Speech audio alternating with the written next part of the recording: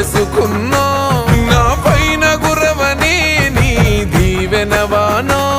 ఏ చిక్కుముడులు రాకుండా ఇరుముడులు చేరేలా సామి నీ శబరిమలైకి నా హరినామం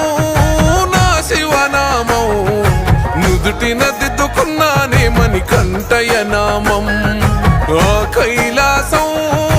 ఆ వైకుంఠం చేరగా వస్తున్నానే శబరిమల క్షేత్రం